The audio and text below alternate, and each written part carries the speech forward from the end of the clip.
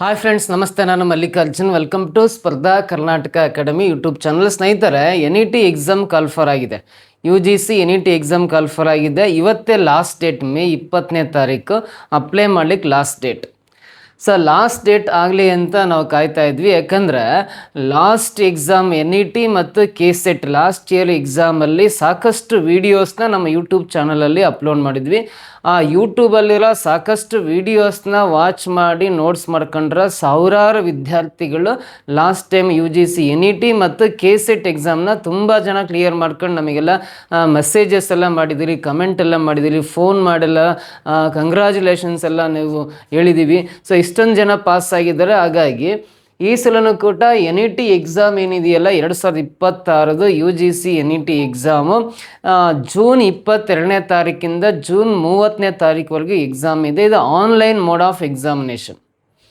ಹಾಗಾಗಿ NET ಎಕ್ಸಾಮಲ್ಲಿ especially paper first ಏನಿದೆಯಲ್ಲ, paper first general studies paper ಏನಿದೆಯಲ್ಲ, ಅದರಲ್ಲಿ ಈ 30 ಮಾರ್ಕ್ಸಿಗೆ ನಿಮಗೆ ಆಪ್ಟಿಟ್ಯೂಡು, ಲಾಜಿಕಲ್ ರೀಸನಿಂಗ್ ಮತ್ತು ಡಾಟಾ ಇಂಟರ್ಪ್ರಿಟೇಷನ್. ಎಲ್ಲ 5 ಕ್ವಶನ್ಸ್ ಸೇರಿ 15 ಕ್ವಶನ್ಸ್ ಬರ್ತವೆ. ಒಂದು ಕ್ವಶನ್ಗೆ 2 ಮಾರ್ಕ್ಸ್ ಅಲ್ಲ, ಟೋಟಲಿ 30 ಮಾರ್ಕ್ಸಿಗೆ ಇರುತ್ತೆ ನಿಮಗೆ. ಹಾಗಾದರೆ ಈ NET ಎಕ್ಸಾಮ್ ನೀವು ಕ್ಲಿಯರ್ ಮಾಡ್ಕೋಬೇಕು ಅಂದರೆ ನಮ್ಮ ಸ್ಪರ್ಧಾ ಕರ್ನಾಟಕ ಅಕಾಡೆಮಿ ಯೂಟ್ಯೂಬ್ ಚಾನಲ್ನ ತಪ್ಪದೆ ಫಾಲೋ ಮಾಡ್ತಾ ಬಂದರೆ, ಯೂಟ್ಯೂಬ್ ವೀಡಿಯೋಸ್ನ ವಾಚ್ ಮಾಡಿ ಪ್ರತಿಯೊಂದು ಕ್ವಶನ್ ಬರ್ಕೊಂಡು ಪ್ರಾಕ್ಟೀಸ್ ಮಾಡ್ತಾ ಹೋದರೆ ಈ 3 ಟಾಪಿಕ್ ಮೇಲೆ ಕೇಳಿರೋ ಪ್ರಶ್ನೆಗಳನ್ನು ನೀವು ಸುಲಭವಾಗಿ ಆನ್ಸರ್ ಮಾಡ್ತೀರಿ. ಅಥವಾ ನೀವೇನಾದರೂ ಸ್ಪರ್ಧಾ ಕರ್ನಾಟಕ ಅಕಾಡೆಮಿ ಯೂಟ್ಯೂಬ್ ಚಾನಲ್ನ ಇನ್ನೂ ನೀವು ಸಬ್ಸ್ಕ್ರೈಬ್ ಆಗಿಲ್ಲ ಅಂದರೆ ಸಬ್ಸ್ಕ್ರೈಬ್ ಆಗಿ, ಪಕ್ಕದಲ್ಲಿ ಬರೋ ಬೆಲ್ ಐಕನ್ ಪ್ರೆಸ್ ಮಾಡಿ ನೋಟಿಫೈ ಆಗಿರಿ. ಹಾಗೆ ಈ NET ಎಕ್ಸಾಮು, KCET ಎಕ್ಸಾಮ್ಗೆ ನೀವು ಈ ಜನರಲ್ ಮೆಂಟಲ್ ಎಬಿಲಿಟಿಯನ್ನು ನೀವು ಪ್ರಾಪರ್ ವೇನಲ್ಲಿ ಬೇಸಿಕ್ಕಿಂದ ಕರೆಕ್ಟಾಗಿ ಕಲಿಬೇಕು ಅಂದರೆ ಈ ಥರ ಲೋಗೋ ಕಾಣಿಸ್ತಕ್ಕಂಥ ಸ್ಪರ್ಧಾ ಕರ್ನಾಟಕ ಅಕಾಡೆಮಿ ಆ್ಯಪನ್ನು ಗೂಗಲ್ ಪ್ಲೇ ಸ್ಟೋರಲ್ಲಿ ಡೌನ್ಲೋಡ್ ಮಾಡ್ಕೊಂಡ್ರಿ ಅಂದರೆ ನಿಮಗೆ ನಿಮ್ಮ syllabus wise, topic wise, concept wise classes ಪ್ರತಿಯೊಂದು ಟಾಪಿಕ್ ವೈಸ್ ಸಿಗ್ತವೆ. ಅದರ ಉಪಯೋಗನ ಪಡ್ಕೋಬೋದು. ಇದಲ್ಲದೆ HSTR, GPSTR, TET ಎಕ್ಸಾಮ್ಸ್ ಆಗಿರ್ಬೋದು, PSTL ಎಕ್ಸಾಮ್ಸ್ಗೆ ಆನ್ಲೈನ್ ಕ್ಲಾಸಸ್ಸು ಕೂಡ ಅವೈಲೇಬಲ್ ಇದ್ದಾವೆ. ಹೆಚ್ಚಿನ ಮಾಹಿತಿ ಬೇಕಂದರೆ ಇಲ್ಲಿ ಕಾಣಿಸ್ತಕ್ಕಂಥ ಮೊಬೈಲ್ ನಂಬರ್ 9071673831 ಅಥವಾ 32ಗೆ ಕರೆ ಮಾಡಿ ಅಂತ ಹೇಳ್ತಾ ಕೆಲವೊಂದನ್ನು ಪ್ರಾಬ್ಲಮ್ಸ್ನ ಬಿಡಿಸ್ತಾ ಹೋಗೋಣ ಬರ್ರಿ. ಮೊದಲನೇ ಪ್ರಶ್ನೆ ನೋಡ್ರಿ. ಇದು ನಾನು ಇವತ್ತು ಬಿಡಿಸ್ತಾ ಇರೋದು ಮೆಮೊರಿ ಬೇಸ್ಡ್ ಪೇಪರ್ ಅಂತ. 2025ರಲ್ಲಿ ಆನ್ಲೈನ್ ಎಕ್ಸಾಮಿನೇಷನ್ ಏನು ನಡೀತಲ್ಲ NET exam, memory based paper ಅಂದರೆ ಈ ರೀತಿ ಆ ಕ್ವಶನ್ ಪೇಪರ್ ಇತ್ತು ಅಂತ ಎಕ್ಸಾಮ್ ಬರೆದಿರೋ ಸ್ಟೂಡೆಂಟ್ಸ್ನ ಒಂದು ಪ್ರಾಪರ್ ಗೈಡೆನ್ಸ್ನ ತಗೊಂಬಿಟ್ಟು ಅಲ್ಲಿ ಮೆಮೊರಿ ಬೇಸ್ಡ್ ಪೇಪರ್ನ ಯಾವ ರೀತಿ ಇತ್ತು ಲಾಸ್ಟ್ ಟೈಮ್ ಆನ್ಲೈನ್ ಎಕ್ಸಾಮಿನೇಷನಲ್ಲಿ ಆ ಪ್ರಶ್ನೆಗಳನ್ನ ಹಾಕ್ಕೊಂಡು ನಾನು ಸಾಲ್ವ್ ಮಾಡ್ತಾ ಇದ್ದೀನಿ. ಅದರಲ್ಲಿ ಮೊದಲನೇ ಪ್ರಶ್ನೆ ನೋಡ್ರಿ, ಈ ಬ್ಲಡ್ ರಿಲೇಷನ್ಶಿಪ್ಪಿಗೆ ಸಂಬಂಧಪಟ್ಟಿದೆ. G is the brother of F, E is the father of K, C is the daughter of A, F is the mother of E, C is the sister of E, how is G related to A ಅಂತ ಇದೆ. Blood relationship ಮೇಲೆ ಪ್ರಶ್ನೆ ಕೊಟ್ಟಿದ್ದಾನೆ. ಯಾವುದೇ blood relationship ಮೇಲೆ ಪ್ರಶ್ನೆ ಕೊಟ್ಟಾಗ ನಾವೇನು ಮಾಡ್ಬೇಕಂದ್ರೆ ಫ್ಯಾಮಿಲಿ ಟ್ರೀ ಹಾಕೋಬೇಕಂದ್ರೆ ವಂಶ ವೃಕ್ಷವನ್ನು ಡ್ರಾ ಮಾಡ್ಕೋಬೇಕು. ಫ್ಯಾಮಿಲಿ ಟ್ರೀ ಹಾಕ್ಕೊಂಡು ಆ ಫ್ಯಾಮಿಲಿ ಟ್ರೀ ಪ್ರಕಾರ ಇಲ್ಲಿ ಜಿಯು ಹೇಗೆ ಸಂಬಂಧಿಸಿದ್ದಾರೆ ಅಂತ ಕಂಡುಹಿಡಿಬೇಕು. ಇಲ್ಲಿ ನೋಡ್ರಿ, ಜಿಯು ಎಫ್ರ ಸಹೋದರ ಅಂತ ಇದೆಯಲ್ಲ, ಜಿ ಅನ್ನೋರು ಎಫ್ಗೆ ಸಹೋದರ ಅಂತ ಇದೆಯಲ್ಲ, ಜಿ ಮತ್ತು ಎಫ್ ಅನ್ನೋರು ಇವರು ಸಿಬ್ಲಿಂಗ್ಸ್ ಅಂತ ಕರಿತೀವಿ. ಜಿ ಮತ್ತು ಎಫ್ ಅನ್ನೋರು ಸಿಬ್ಲಿಂಗ್ಸ್ ಅಂತ ಕರಿತೀವಿ. ಜಿ ಮತ್ತು ಎಫ್ ಅನ್ನ ನಾವು ಈ ಥರ ಬರಿತೀವಿ. ಜಿ ಮತ್ತು ಎಫ್ ನ ನೋಡ್ರಿ, ಇಲ್ಲಿ ಸಿಬ್ಲಿಂಗ್ಸ್ ಅಂದರೆ ಜಿಯು ಎಫ್ರ ಸಹೋದರ ಅಂತಿದೆಯಲ್ಲ, ಜಿ ಮತ್ತು ಎಫ್ ಇವರಿಬ್ಬರು ಸಿಬ್ಲಿಂಗ್ಸ್, ಒಡ ಹುಟ್ಟಿದವರು ಅಂತ. ಸಹೋದರ ಅಂದರೆ ಜಿನರು ಮೇಲು, ಹಾಗಾಗಿ ಪ್ಲಸ್ ಬರಿತಾ ಇದ್ದೀನಿ. ಎಫ್ ಮೇಲ ಫಿಮೇಲ ಗೊತ್ತಿಲ್ಲ, ಒಟ್ಟು ಜಿ ಅನ್ನೋರು ಎಫ್ರ ಸಹೋದರ ಅಂತ ಇದೆ. ಆ ಸೆಂಟೆನ್ಸ್ಗೆ ಈ ರೀತಿ ನಾವು ಫ್ಯಾಮಿಲಿ ಟ್ರೀ ಬರ್ಕೊಂಡ್ವಿ. ಸಿಂಗಲ್ ಲೈನ್ ಆಗಿ 6 ಮಾರ್ಕ್ ಹಾಕಿದಾರೆ. ಇವರಿಬ್ಬರು ಒಡ ಹುಟ್ಟಿದವರು, ಸಿಬ್ಲಿಂಗ್ಸ್ ಅಂತ. ಇಯು ಕೇರ ತಂದೆ ಅಂತ ಇದೆ. ಇಲ್ಲಿ ಇ ಮತ್ತು ಕೆನ ಈ ಒಂದು ವಂಶವೃಕ್ಷದಲ್ಲಿ ಎಲ್ಲಿ ಜಾಯಿನ್ ಮಾಡ್ಬೇಕು ಗೊತ್ತಿಲ್ಲ, ಹಾಗಾಗಿ ಅಂಡರ್ ಪೆಂಡಿಂಗ್ ಇರಲಿ. ಆಮೇಲೆ ಸಿ ಯು ಏರ ಮಗಳು ಅಂತಿದೆಯಲ್ಲ, ಸಿ ಮತ್ತು ಏನು ಕೂಡ ಎಲ್ಲಿ ಸೇರಿಸ್ಬೇಕು ಗೊತ್ತಿಲ್ಲ, ಅದು ಪೆಂಡಿಂಗಲ್ಲಿ ಇರಲಿ. ಎಫ್ ಅನ್ನೋರು ಈರ ತಾಯಿ ಅಂತಿದೆ. ಎಫ್ ಇದೆಯಲ್ಲ, ಇವರು ಹೀಗೆ ತಾಯಿ ಅಂದಮೇಲೆ ಇವರು ಫೀಮೇಲು, ಹಾಗಾಗಿ ಮೈನಸ್ ಬರೀತೀನಿ. ಈರ ತಾಯಿ ಎಫ್ ಆಗಿದ್ದಾರೆ. ಈ ಅನ್ನೋರು ಎಫ್ಗೆ ಮಗ ಅಥವಾ ಮಗಳಾಗಿರ್ತಾರೆ. ಇದಾಗೆ ಇರಲಿ. ನೆಕ್ಸ್ಟು ಇವೆರಡು ಸೆಂಟೆನ್ಸ್ ಪೆಂಡಿಂಗ್ ಬಿಟ್ಟಿದೆಯಲ್ಲ, ಇದು ಗೊತ್ತಾಗುತ್ತೆ ನೋಡ್ರಿ. ಇಯು ಕೇರ ತಂದೆ ಅಂತಿದೆ. ಈ ಅನ್ನೋರು ಕೆಗೆ ತಂದೆ ಅಂದಮೇಲೆ ಇವರು ಪುರುಷ ಅಂತ ಬರಿತೀನಿ, ಕೆ ಕೆಳಗಡೆ ಬರಿತಾ ಇದೀನಿ. ಈ ಅನ್ನೋರು ಕೇರ ತಂದೆ ಅಂದಮೇಲೆ ಪುರುಷ ಪ್ಲಸ್ ಬರಿತಾ ಇದೀನಿ. ನೆಕ್ಸ್ಟು ಸಿ ಯು ಏರ ಮಗಳು ಅಂತಿದೆ. ಸಿ ಯು ಏರ ಮಗಳು ಅಂದರೆ ಇಲ್ಲಿ ಎ ಎಲ್ಲಿ ಇಲ್ಲ, ಹಾಗೆ ಇಲ್ಲ, ಇದು ಸೆಂಟೆನ್ಸ್ ಪೆಂಡಿಂಗ್ ಇಲ್ಲಿ ಇದೊಂದಿದು. ಸೊ ನೆಕ್ಸ್ಟ್ ಸಿ ಯು ಈರ ಸಹೋದರಿ ಅಂತಿದೆ. ಸಿ ಅನ್ನೋರು ಈರ ಸಹೋದರಿ ಸಿ ಅಂತಿದೆಯಲ್ಲ, ಮೈನಸ್ ಬರೀತಾ ಇದೆ. ಇದಾದಮೇಲೆ ಇವಾಗ ನೋಡ್ರಿ ಸಿ ಯು ಏರ ಮಗಳು ಅಂತಿದೆಯಲ್ಲ, ಸಿ ಅನ್ನೋರು ಯಾರ ಮಗಳು ಅಂದರೆ ಏರ ಮಗಳು ಅಂದರೆ ಎ ಮೇಲೆ ಬರ್ಕೋಬೇಕು. ಸೊ ಇಲ್ಲಿ ಎಫ್ ಮತ್ತು ಇ ಅನ್ನೋರು ಗಂಡ ಹೆಂಡತಿ ಆಗ್ತಾರೆ, ಕಪಲ್ಸ್ ಆಗ್ತಾರೆ. ಸೊ ಸಿ ಅನ್ನೋರು ಏರ ಮಗಳು ಅಂದಮೇಲೆ ಸೊ ಇಲ್ಲಿ ಎಫ್ ಮತ್ತು ಎಗೆ ಇಬ್ಬರು ಮಕ್ಕಳಾಗ್ತಾರೆ. ಎಫ್ ಮತ್ತು ಎಗೆ ಇ ಮತ್ತು ಸಿ ಅನ್ನೋರು ಮಕ್ಕಳಾಗ್ತಾರೆ ನೋಡ್ರಿ. ಇದು ಅಲ್ಲಿ ಕೊಟ್ಟಿರೋ ಪ್ರಕಾರ ಫ್ಯಾಮಿಲಿ ಟ್ರೀ. ಜಿ ಮತ್ತು ಎಫ್ ಸಿಬ್ಲಿಂಗ್ಸ್, ಒಡ ಹುಟ್ಟಿದವರು. ಎಫ್ನ ಹಸ್ಬೆಂಡ್, ಇವರು ಮೈನಸ್ ಅಂದಮೇಲೆ ಇವರು ಪ್ಲಸ್ ಬರಿತಾ ಇದೀನಿ, ಯಾಕಂದರೆ ಇವರು ದಂಪತಿಗಳಂದಮೇಲೆ ಇವ್ರು ಮೈನಸ್ ಅಂದಮೇಲೆ ಇವ್ರು ಪ್ಲಸ್ ಬರಿತೀನಿ, ಇವ್ರು ಮಹಿಳೆ ಅಂದಮೇಲೆ ಇವ್ರು ಪುರುಷ ಅಂತ ಬರೀಲೇಬೇಕು. ಸೊ ಇವರಿಬ್ಬರು ಗಂಡ ಹೆಂಡತಿ, ಇವರಿಗೆ ಇ ಮತ್ತು ಸಿ ಅಂತ ಇಬ್ಬರು ಮಕ್ಕಳಿದ್ದಾರೆ. ಸೊ ಹೀಗೆ ಮಗ ಅಥವಾ ಮಗಳು ಕೆ ಆಗಿರ್ತಾರೆ ಅಂತ. ಸೊ ಅವ್ರ ಜೆಂಡರ್ ಡಿಫೈನ್ ಆಗಿಲ್ಲ, ಹಾಗೆ ಬರ್ಕೊಂತ ಇದೀನಿ. ಕೊಟ್ಟಿರೋ ಇನ್ಫಾರ್ಮೇಷನ್ ಸಂಬಂಧಪಟ್ಟಂತೆ ಫ್ಯಾಮಿಲಿ ಟ್ರೀ ಬರ್ಕೊಂಡೆ. ಸೊ ಈ ಫ್ಯಾಮಿಲಿ ಟ್ರೀ ಪ್ರಕಾರ ಸೊ ಜಿ ಯು ಹೇಗೆ ಸಂಬಂಧಿಸಿದ್ದಾರೆ ಅಂತ, ಎಗೆ ಜಿ ಏನಾಗಬೇಕು ಅಂತ. ಸೊ ನೋಡ್ರಿ ಈ ಎಗೆ ಜಿ ಏನಾಗಬೇಕು ಅಂದರೆ ಏನ ವೈಫು ಎಫ್ನ ಬ್ರದರು ಜಿ ಆಗಿರೋದ್ರಿಂದ ಏನ ಹೆಂಡತಿ ಎಫ್ನ ಸಹೋದರ ಜಿ ಆಗಿರೋದ್ರಿಂದ ಹೆಂಡತಿಯ ಸಹೋದರ ಆಗ್ತಾರೆ. ಜಿ ಅನ್ನೋರು ಏನ ಹೆಂಡತಿಯ ಸಹೋದರ ಅಂತ ಕರಿತೀವಿ. ಸೊ ಹಾಗಾದ್ರೆ ಹೆಂಡತಿಯ ಸಹೋದರ ಅಂತ ಆಪ್ಷನ್ ಏನಲ್ಲಿದೆ ನೋಡ್ರಿ, ವೈಫ್ಸ್ ಬ್ರದರ್ ಅಂತ ಆಪ್ಷನ್ ಎ ಇದಕ್ಕೆ ಸರಿ ಉತ್ತರ ಆಗುತ್ತೆ. ಈ ರೀತಿ ಈ ವಂಶವೃಕ್ಷ ಯೂಸ್ ಮಾಡ್ಕೊಂಡು ಈ ಪ್ರಶ್ನೆಗೆ ನಾವು ಆನ್ಸರ್ ಮಾಡ್ತೀವಿ. ಕ್ಲಿಯರ್ ಗೊತ್ತಾಯ್ತಾ? ಪ್ರತಿಯೊಂದು ಕ್ವಶನ್ ಬರ್ಕೊಂಡು ಪ್ರಾಕ್ಟೀಸ್ ಮಾಡ್ತಾ ಹೋದರೆ ನಿಮಗೆ ಸಬ್ಜೆಕ್ಟ್ ಸುಲಭ ಆಗುತ್ತೆ. Coming to the next question. Which number will replace the question mark in the following series ಅಂತ ಇದೆ. ಈ ಕೊಟ್ಟಿರೋ ಸೀರೀಸಲ್ಲಿ ಆ ಕ್ವಶನ್ ಮಾರ್ಕ್ ಪ್ಲೇಸಲ್ಲಿ ಬರೋ ಸಂಖ್ಯೆ ಯಾವುದು ಅಂತ ಕೇಳಿದ್ದಾನೆ. ಕ್ವಶನ್ ಮಾರ್ಕ್ ಪ್ಲೇಸಲ್ಲಿ ಯಾವ ಸಂಖ್ಯೆ ಬರುತ್ತೆ ಅಂತ ಕೇಳಿದ್ದಾನೆ. ಇದು ನಂಬರ್ ಸೀರೀಸ್. ಸೊ ಈ ನಂಬರ್ ಸೀರೀಸ್ ನೋಡ್ರಿ ಅಸೆಂಡಿಂಗ್ ಆರ್ಡ್ರಲ್ಲಿ ಇದೆ, ಏರಿಕೆ ಕ್ರಮ, ಆರೋಹಣ ಕ್ರಮ ಅಂತ ಕರಿತೀವಿ. ನಂಬರ್ ಸೀರೀಸ್ ಅಸೆಂಡಿಂಗ್ ಆರ್ಡ್ರಲ್ಲಿ ಇದೆ ಅಂದರೆ ಇಲ್ಲಿ ಅಡಿಷನ್ ರೂಲ್ ಇರುತ್ತೆ ಅಥವಾ ಮಲ್ಟಿಪ್ಲಿಕೇಶನ್ ರೂಲ್ ಇರೋ ಚಾನ್ಸಸ್ ಇರುತ್ತೆ. ಸೊ ನಾವು ಅಡಿಷನ್ ರೂಲ್ ಚೆಕ್ ಮಾಡೋದಾದರೆ 11 ಇರೋ ಸಂಖ್ಯೆ 17 ಆಗಿದೆ ಅಂದರೆ ಗೊತ್ತಾಗಿಲ್ಲ ಅಂದರೆ 17ರಲ್ಲಿ 11 ಮೈನಸ್ ಮಾಡಿರಿ 6 ಬರುತ್ತೆ, ಪ್ಲಸ್ 6 ಬರಿತೀನಿ ಅಂದರೆ 11 ಪ್ಲಸ್ 6 ಅಂದರೆ ಮುಂದಿನ ಸಂಖ್ಯೆ 17 ಆಗುತ್ತೆ. 17 ಇರೋ ಸಂಖ್ಯೆ 28 ಆಗಿದೆ ಅಂದರೆ 28ರಲ್ಲಿ 17 ಮೈನಸ್ ಮಾಡಿರಿ ಇಲ್ಲಿ 11 ಬರುತ್ತೆ, 17 ಪ್ಲಸ್ 11 ಅಂದರೆ 28 ಬರುತ್ತೆ. ಸೊ 28ರ ಸಂಖ್ಯೆ 51 ಆಗಿದೆ ಅಂದರೆ 51ರಲ್ಲಿ 28 ಮೈನಸ್ ಮಾಡಿರಿ 23 ಬರುತ್ತೆ, 28 ಪ್ಲಸ್ 23 ಅಂದರೆ 51 ಬರುತ್ತೆ. 96ರಲ್ಲಿ 51 ಮೈನಸ್ ಮಾಡಿರಿ ಎಷ್ಟು ಬರುತ್ತೆ, 45 ಬರುತ್ತೆ, 51 ಪ್ಲಸ್ 45 ಅಂದರೆ 96 ಬರುತ್ತೆ. 187ರಲ್ಲಿ 96 ಮೈನಸ್ ಮಾಡಿರಿ ಎಷ್ಟು ಬರುತ್ತೆ ಅಂದರೆ 96 ಬರುತ್ತೆ, 91 ಬರುತ್ತೆ, 96 ಅಲ್ಲ 91 ಬರುತ್ತೆ, 91. ಸೊ 96ಕ್ಕೆ 91 ಕೂಡಿದಾಗ ಎಷ್ಟು ಬರುತ್ತೆ, 187 ಬರುತ್ತೆ. ಸೊ ಇಲ್ಲಿ 368 ಇದು ಮೈನಸ್ ಮಾಡಿರಿ 8 - 7 ಅಂದರೆ 1, 16 - 8 ಅಂದರೆ 8, ಇಲ್ಲಿ 2 - 1 ಅಂದರೆ 181 ಬರುತ್ತೆ. ನೋಡ್ರಿ ಅಸೆಂಡಿಂಗ್ ಆರ್ಡರ್ ಇದೆ ಅಂದರೆ +6 +11 +23 +45 +91 +181 ಇದೆ ಅಂದರೆ ಸೊ ಹಾಗಾದ್ರೆ ಮುಂದಿನ ಸಂಖ್ಯೆ ಯಾವುದು ಅಂತ ಇಲ್ಲಿ ಬರಿಬೇಕು. ಸೊ 360ಗೆ ಯಾವ ಸಂಖ್ಯೆನ ಕೂಡಿದಾಗ ಮುಂದಿನ ಸಂಖ್ಯೆ ಕ್ವಶನ್ ಮಾರ್ಕ್ ಪ್ಲೇಸ್ ಇಲ್ಲ ನಂಬರ್ ಸಿಗುತ್ತೆ ಅಂದರೆ ಈ ನಂಬರ್ಸ್ ನೋಡಿದ ತಕ್ಷಣ ನಮಗೆ ಪ್ರಾಪರ್ ಐಡಿಯಾ ಬರದೇ ಇದ್ದರೆ ನಾವೇನು ಮಾಡಬೇಕು ಅಂದರೆ ಸೊ ಇಲ್ಲಿ 6 ಇರೋದು 11 ಆಗಿದೆ ಅಂದರೆ 6 2 12 -1 ಅಂದರೆ 11. ಮತ್ತೊಂದು ಸಲ ಸೀರೀಸ್ ಚೆಕ್ ಮಾಡಿರಿ, ಮತ್ತೊಂದು ಸಲ ಕೆಳಗಡೆ 11 ಇರೋದು 23 ಆಗಿದೆ ಅಂದರೆ 11 2 22 +1 ಅಂದರೆ 23. 23ರ 45 ಆಗಿದೆ ಅಂದರೆ 23 2 46 -1 ಅಂದರೆ 45 ಬರುತ್ತೆ. 45ರ 91 ಆಗಿದೆ ಅಂದರೆ 45 2 90 +1 ಅಂದರೆ 91 ಆಗುತ್ತೆ. ಸೊ 91ರ 181 ಆಗ್ಬೇಕಂದ್ರೆ 91 2 ಮಾಡಿರಿ 182 -1 ಅಂದರೆ 181.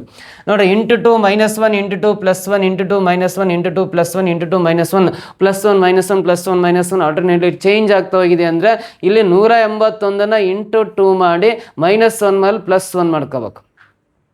181 362 ಆಗುತ್ತೆ, ಪ್ಲಸ್ 1 ಅಂದರೆ 363 ಕೂಡಬೇಕು ಅಂತ ಗೊತ್ತಾಗುತ್ತೆ. ಈ 368ಗೆ 363ನ ಅಡಿಷನ್ ಮಾಡಿರಿ, 363 ಕೊಡ್ತಾ ಬನ್ನಿ.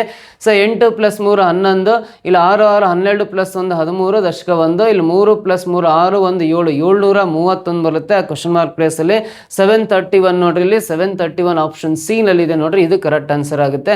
ಈ ರೀತಿ ನಂಬರ್ ಸೀರೀಸನ್ನು ಕೊಟ್ಟಿದ್ದಾನೆ ಲಾಸ್ಟ್ 2025 NET ಎಕ್ಸಾಮಲ್ಲಿ. ಓಕೆನಾ. ಸೊ ಈ ಕ್ವಶನ್ ಬರ್ಕೊಂಡು ಸೊಲ್ಯೂಷನ್ ಬರ್ಕೊಂಡು ಆಮೇಲೆ coming to the next question ಬರೋಣ. ಸೊ ಇದು ನೋಡ್ರಿ ಲೆಂತಿಯಷ್ಟು ಕೊಟ್ಟಿದ್ದಾನೆ. NET ಎಕ್ಸಾಮಲ್ಲಿ ಒಂದು ಸ್ವಲ್ಪ ಅಪ್ಲೈಡ್ ಕ್ವಶನ್ಸೇ ಜಾಸ್ತಿ ಇರೋ ಚಾನ್ಸಸ್ ಇರುತ್ತೆ, ಹಾಗಾಗಿ ನೀವು ಪ್ರಾಕ್ಟೀಸ್ ಮಾಡ್ತಾ ಹೋದ್ರಂತೂ ಕಷ್ಟ ಅಲ್ಲ, ಕರೆಕ್ಟಾಗಿ ತಿಳ್ಕೊಬೇಕಿಲ್ಲಿ. Which of the following statements A to D are correct ಅಂತ ಇದೆ. ಕೆಳಗಿನ ಹೇಳಿಕೆಗಳಲ್ಲಿ A ಮತ್ತು D ಯಾವುದು ಸರಿಯಾಗಿವೆ ಅಂತ ಕೇಳಿದ್ದಾನೆ. ಅಂದರೆ ಏನಿಂದ ಡಿ ವರೆಗೂ 4 ಸ್ಟೇಟ್ಮೆಂಟ್ಸ್ ಇದಾವೆ. ಅಂದರೆ ಈ 4 ಸ್ಟೇಟ್ಮೆಂಟ್ಸಲ್ಲಿ ಯಾವ್ಯಾವ ಸ್ಟೇಟ್ಮೆಂಟ್ಸ್ ಕರೆಕ್ಟ್ ಇದ್ದಾವೆ ಅಂತ ಕೇಳಿದ್ದಾನೆ. ABCDಯಲ್ಲಿ 4 ಸ್ಟೇಟ್ಮೆಂಟ್ಸ್ ಇದಾವಲ್ಲ, 4 ಸ್ಟೇಟ್ಮೆಂಟ್ಸಲ್ಲಿ ಯಾವ್ದು ಕರೆಕ್ಟ್ ಇದೆ ಅಂತ ಕ್ವಶನ್ ಕೇಳಿದ್ದಾನೆ. ಸೊ ಮೊದಲನೇ ನೋಡ್ರಿ, amount on ₹5,000 at 10% compound interest for 3 years = 6,655.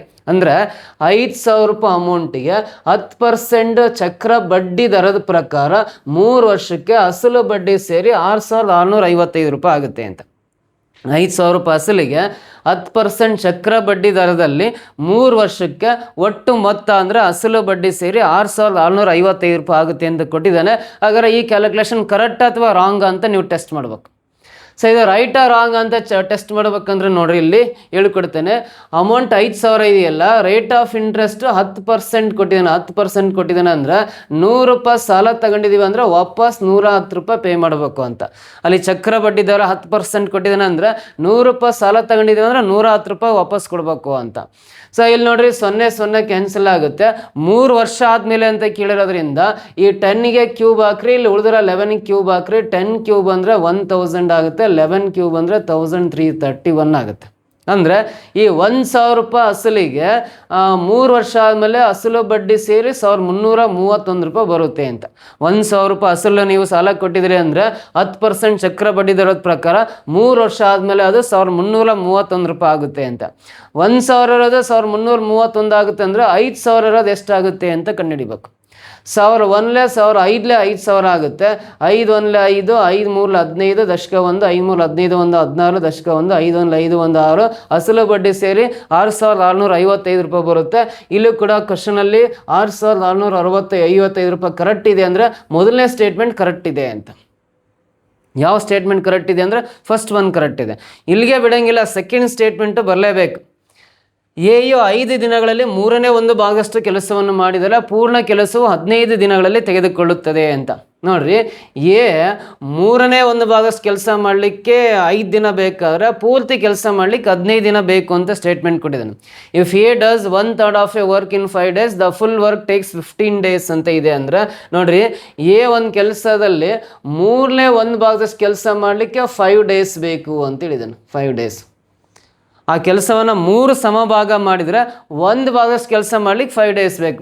For example ನೋಡ್ರಿ, ಒಂದು ಕೆಲಸವನ್ನು 3 ಸಮಭಾಗ ಮಾಡ್ತಾ ಇದ್ದಾನೆ. ಸೊ ಇದರಲ್ಲಿ 1 ಭಾಗ ಕೆಲಸ ಮುಗಿಸ್ಲಿಕ್ಕೆ 5 days ಬೇಕು ಅಂತ.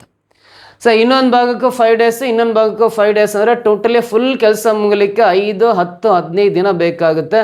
ಸೊ ಇಲ್ಲೂ ಕೂಡ ಕ್ವಶನಲ್ಲಿ 15 ದಿನ 15 days ಕರೆಕ್ಟ್ ಇರೋದ್ರಿಂದ ಸೆಕೆಂಡ್ ಸ್ಟೇಟ್ಮೆಂಟು ಕೂಡ ರೈಟ್ ಇದೆ ಅಂತ ಅರ್ಥ.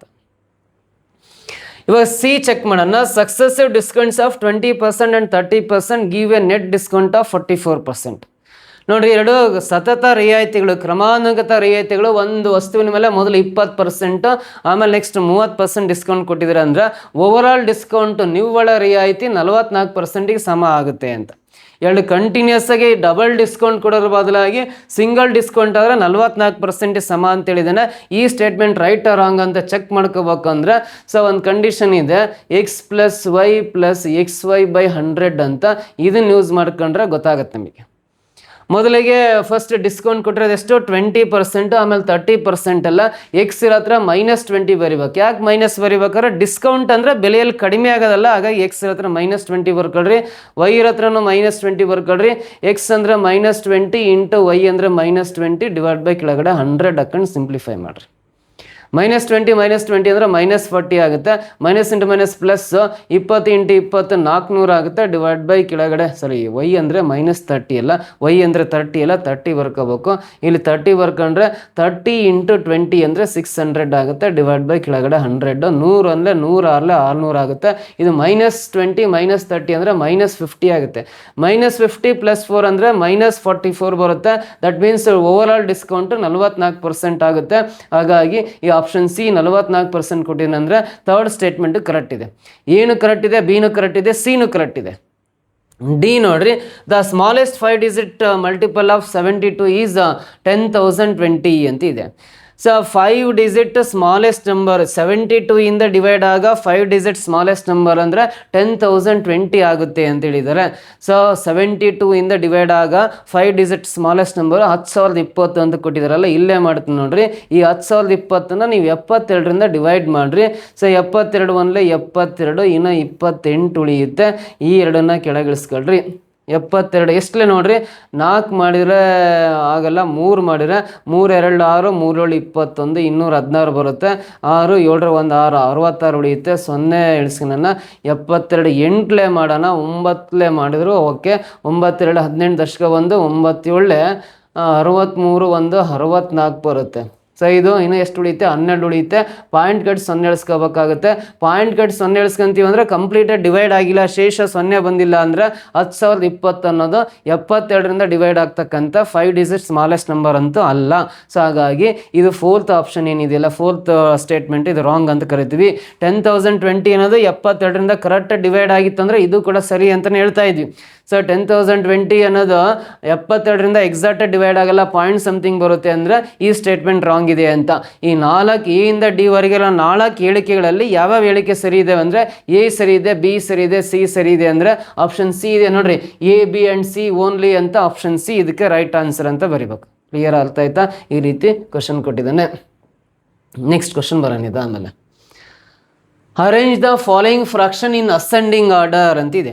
ಕೊಟ್ಟಿರೋ ಭಿನ್ನರಾಶಿಗಳನ್ನು ಅಸೆಂಡಿಂಗ್ ಆರ್ಡರ್ ಅಂದರೆ ಆರೋಹಣ ಕ್ರಮ ಅಂತ ಕರಿತೀವಿ. ಕನ್ನಡದಲ್ಲಿ ಆರೋಹಣ ಕ್ರಮದಲ್ಲಿ ಭಿನ್ನರಾಶಿಗಳನ್ನು ಜೋಡಿಸಿ ಅಂತ ಕರೀತಾರೆ.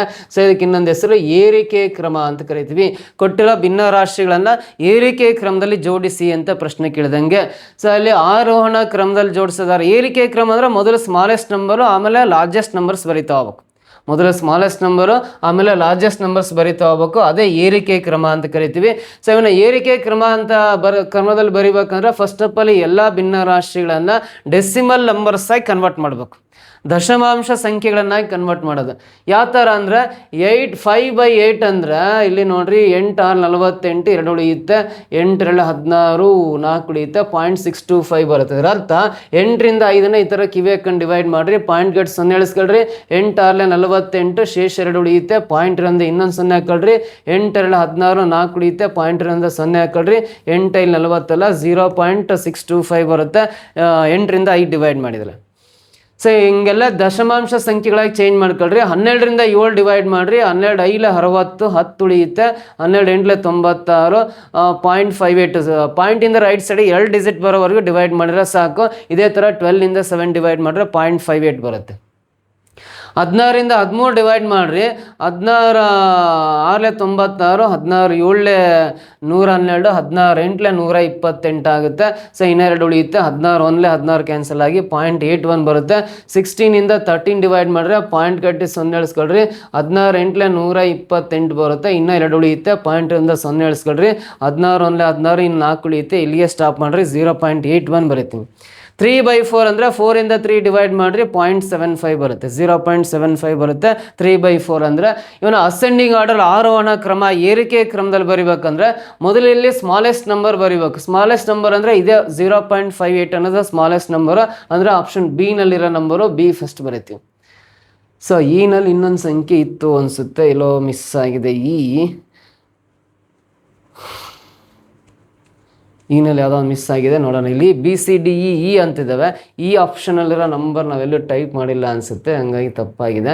ಇಲ್ಲಿ ನೋಡೋಣ, ಈ 4ಕ್ಕೆ ಬರೆದ್ಬಿಡೋಣ. ಈ ಆಪ್ಷನ್ ಬಿಡ್ಬಿಡ್ರಿ. ಇಲ್ಲಿ ಕೊಟ್ಟಿರೋ 4 ಆಪ್ಷನ್ಸ್ಗೆ ಅಸೆಂಡಿಂಗ್ ಆರ್ಡರ್ ಬರೀತಾವ್ರೆ. ಫಸ್ಟ್ B ಬರುತ್ತೆ, ನೆಕ್ಸ್ಟ್ ಸ್ಮಾಲೆಸ್ಟ್ ನಂಬರ್ ಅಂದರೆ 0.625 ಬರುತ್ತಲ್ಲ ಅದು A ಬರಿಬೇಕು. ನೆಕ್ಸ್ಟ್ ಸ್ಮಾಲೆಸ್ಟ್ ನಂಬರ್ ಅಂದರೆ D ಬರಿಬೇಕು. ನೆಕ್ಸ್ಟ್ ಸ್ಮಾಲೆಸ್ಟ್ ನಂಬರ್ ಅಂದರೆ C ಬರಿಬೇಕು. ಅದೇ smallest largest number. So smallest ನಂಬರಿಂದ ಲಾರ್ಜೆಸ್ಟ್ ನಂಬರಿಗೆ ಬರ್ಕೊಂತ ಹೋಗೋದಲ್ಲ. ಸೊ ಈ ರೀತಿ ಲೆಸ್ ದೆನ್ ಸಿಂಬಲ್ ಹಾಕ್ರಿ. B ಅನ್ನೋದು A-ಗಿಂತ ಚಿಕ್ಕದು, A ಅನ್ನೋದು D-ಗಿಂತ ಚಿಕ್ಕದು, D ಅನ್ನೋದು C-ಗಿಂತ ಚಿಕ್ಕದಲ್ಲ. ಸೊ ಇದೇ ನಾವು ಅಸೆಂಡಿಂಗ್ ಆರ್ಡರ್ ಅಂತ ಕರಿತೀವಿ, ಏರಿಕೆ ಕ್ರಮ. BADC ಬರುತ್ತೆ. ಸೊ ಇಲ್ಲಿ ಇಲ್ಲಿ E1 ಸೇರ್ಕೊಂಡ್ರಿಂದ ಮಿಸ್ ಆಗಿದೆ ಅಷ್ಟೇ. E1ದಲ್ಲಿ ಮಧ್ಯದಲ್ಲಿ ಸೇರ್ಕೊಂಡಿರೋದ್ರಿಂದ ಈ ಆಪ್ಷನ್ ನೋಡೋಕೆ ಹೋಗ್ಬೇಡ್ರಿ. ಸೊ ಇಲ್ಲಿ ಕೊಟ್ಟರೆ 4 ಆಪ್ಷನ್ಸ್ಗೆ ಅಸೆಂಡಿಂಗ್ ಆರ್ಡರ್ ಅಂದರೆ ಇದೇ ಕರೆಕ್ಟು. BADC ಬರಿತೀವಿ. ಫಸ್ಟ್ B ಬರಿಬೇಕು, ಆಮೇಲೆ A ಬರಿಬೇಕು, ಆಮೇಲೆ D ಬರಿಬೇಕು, ಲಾಸ್ಟಿಗೆ C ಬರಿಬೇಕು. BADC ಬರುತ್ತೆ.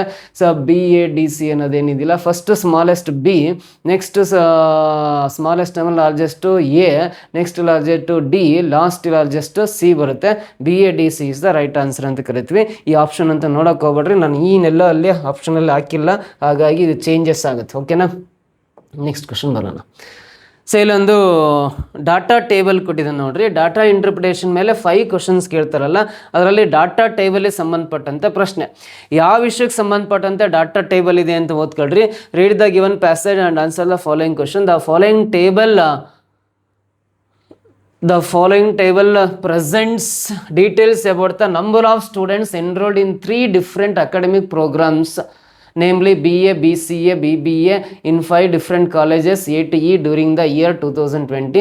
Based on the data in the table, answer the questions ಅಂತ ಇದೆ ನೋಡಿ. ಇಲ್ಲಿ 2020 ವರ್ಷದಲ್ಲಿ 2020ನಲ್ಲಿ ಏನಿಂದ ಈ ಕಾಲೇಜ್ವರೆಗೂ ಸೊ ಇಲ್ಲಿ ಅಕಾಡೆಮಿಕ್ ಪ್ರೋಗ್ರಾಮ್ಸಲ್ಲಿ BA ಕೋರ್ಸ್, BCA ಕೋರ್ಸ್ ಮತ್ತು BBA ಕೋರ್ಸಲ್ಲಿ ಎನ್ರೋಲ್ ಆಗಿರೋ ದಾಖಲಾಗಿರ್ತಕ್ಕಂಥ ನಂಬರ್ ಆಫ್ ಸ್ಟೂಡೆಂಟ್ಸ್ನ ಈ ಡಾಟಾ ಟೇಬಲಲ್ಲಿ ಕೊಟ್ಟಿದ್ದಾನೆ.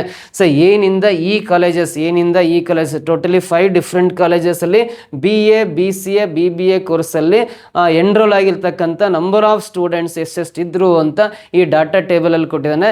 ಇದನ್ನು ಯೂಸ್ ಮಾಡ್ಕೊಂಡು ಕೊಟ್ಟಿರೋ ಕ್ವಶನ್ಸ್ಗೆ ನಾವು ಆನ್ಸರ್ ಮಾಡ್ತಾ ಬರೋಣ. ಕೊಟ್ಟಿರೋ ಪ್ರಶ್ನೆಗಳಿಗೆ ಆನ್ಸರ್ ಮಾಡ್ತಾ ಬರೋದಾದ್ರೆ, what is the average number of students studying BCA in all the 5 colleges together ಅಂತ ಇದೆ. What is the average number of students studying BCA in all the 5 colleges together ಅಂತ ಕೊಟ್ಟಿದ್ದಾರೆ. ಅಂದರೆ ಸೊ ಅಲ್ಲಿ what is the average number of students studying BCA in all the 5 colleges together ಅಂದರೆ 5 ಕಾಲೇಜುಗಳಲ್ಲಿ ಒಟ್ಟಾಗಿ BCA ಓದುತ್ತಿರುವ ವಿದ್ಯಾರ್ಥಿಗಳ ಸರಾಸರಿ ಸಂಖ್ಯೆ ಎಷ್ಟು ಅಂತ. ಸೊ ಇಲ್ಲಿ 5 ಕಾಲೇಜಿಂದ ಸೇರಿ BCA ಓದ್ತಕ್ಕಂಥ ನಂಬರ್ ಆಫ್ ಸ್ಟೂಡೆಂಟ್ಸ್ಗೆ ಸರಾಸರಿ ಅಂದರೆ ಅವರೇಜ್ ಕ್ಯಾಲ್ಕುಲೇಟ್ ಮಾಡ್ಬೇಕು ನಾವು. ಸರಾಸರಿ ಕಂಡುಹಿಡಿಬೇಕಂದ್ರೆ first total BCA students addition ಮಾಡಿರಿ. 5, 10, 15ಕ್ಕೆ 5 ದಶಕ 1, 3, 7, 10, 12 + 5, 17ಕ್ಕೆ 7 ದಶಕ 1, 5, 3, 8, 3, 11, 3, 14, 3, 17, 1775 ಬರುತ್ತೆ. ಆ 5 ಕಾಲೇಜಸಿಂದ ಸೇರಿ BCA ಓದ್ತಕ್ಕಂಥ ನಂಬರ್ ಆಫ್ ಸ್ಟೂಡೆಂಟ್ಸ್ 1775 ಬರುತ್ತೆ. ಅಂದರೆ ಇದಕ್ಕೆ ಅವರೇಜ್ ಕಂಡುಹಿಡಿಯೋಣ. 1775ನ ಟೋಟಲಿ 5 ಡಿಫ್ರೆಂಟ್ ಕಾಲೇಜಸ್ ಎಲ್ಲ 5ಇಂದ ಡಿವೈಡ್ ಮಾಡ್ತಾ ಬರೋಣ. ಸೊ 5 3 15, ಇನ್ನೆರಡು ಉಳಿಯುತ್ತೆ. 5 5 25, ಇನ್ನೆರಡು ಉಳಿಯುತ್ತೆ. 5 5 25 ಕ್ಯಾನ್ಸಲ್ ಆಗಿ ಎಷ್ಟು ಬರುತ್ತೆ? 355 ಬರುತ್ತೆ. 355 ಅನ್ನೋದು ಆಪ್ಷನ್ D ನಲ್ಲಿದೆ ನೋಡ್ರಿ, ಇದು ಕರೆಕ್ಟ್ ಆನ್ಸರ್ ಆಗುತ್ತೆ. ಓಕೆನಾ, ಈ ರೀತಿ ಕ್ವಶನ್ಗೆ ಆನ್ಸರ್ ಮಾಡ್ತೀವಿ. ನೆಕ್ಸ್ಟ್ ಇದೇ ಡಾಟಾ ಟೇಬಲ್ಗೆ ಸಂಬಂಧಪಟ್ಟಂತೆ ಸೆಕೆಂಡ್ ಕ್ವಶನ್ ಹೋದ್ರೆ, what is the respective ratio of total number of students studying in BCA in the colleges C and E together to those studying in BA in the colleges A and B together ಅಂತಿದೆ. ಇಲ್ಲಿ ratio ಕಂಡುಹಿಡಿಬೇಕು. ಯಾವ್ದಾದ್ರು ratio ಅಂದರೆ C ಮತ್ತು E ಕಾಲೇಜುಗಳಲ್ಲಿ BCA ಓದ್ತಿರೋ students ಒಟ್ಟು ಅಂತ ಕೇಳಿದ್ದಾನೆ. C ಮತ್ತು ಈ ಕಾಲೇಜಲ್ಲಿ BCA ಓದ್ತಕ್ಕಂಥ ಸ್ಟೂಡೆಂಟ್ಸ್ ಅಂದರೆ ಸಿನಲ್ಲಿ 300 ಇದ್ದಾರೆ, ಇನಲ್ಲಿ 425 ಇದೆ. ಸಿ ಮತ್ತು ಈ ಕಾಲೇಜಲ್ಲಿ BCA ಓದೋ total number of students 300 + 425 add ಮಾಡಿದ್ರೆ ಎಷ್ಟು ಬರುತ್ತೆ? 725 ಬರುತ್ತೆ. ಸೊ ನೆಕ್ಸ್ಟ್ ಅದೇ ರೀತಿ ಎ ಮತ್ತು ಬಿ ಕಾಲೇಜಸಲ್ಲಿ, ಸೊ ಎ ಮತ್ತು ಬಿ ಕಾಲೇಜಸಲ್ಲಿ BA ಓದ್ತಕ್ಕಂಥ ಟೋಟಲ್ ನಂಬರ್ ಆಫ್ ಸ್ಟೂಡೆಂಟ್ಸ್ ಬರೆಯೋಣ. ಎ ಮತ್ತು ಬಿ ಕಾಲೇಜಲ್ಲಿ BA ಓದೋ ನಂಬರ್ ಆಫ್ ಸ್ಟೂಡೆಂಟ್ಸ್ ಅಂದರೆ 275 ಮತ್ತು 300 ಆ್ಯಡ್ ಮಾಡಿದ್ರೆ ಎಷ್ಟು ಬರುತ್ತೆ? 575 ಬರುತ್ತಲ್ಲ. ಈ 2 ನಂಬರ್ಸ್ ಇರೋ ರೇಷಿಯೋ ಕಂಡುಹಿಡಿಬೇಕು. ಸೊ ಯಾವ ನಂಬರಿಂದ ಡಿವೈಡ್ ಆಗ್ತಾವೆ ಆ ನಂಬರಿಂದ ಡಿವೈಡ್ ಮಾಡ್ತಾ ಬರ್ರಿ. 25 2 50, 72 50 ಹೋದರೆ ಇನ್ನೆಷ್ಟು ಉಳಿಯುತ್ತೆ? 22 ಉಳಿಯುತ್ತೆ, 225 ಆಗುತ್ತೆ. 25 9 225 ಕ್ಯಾನ್ಸಲ್ ಆಗುತ್ತೆ.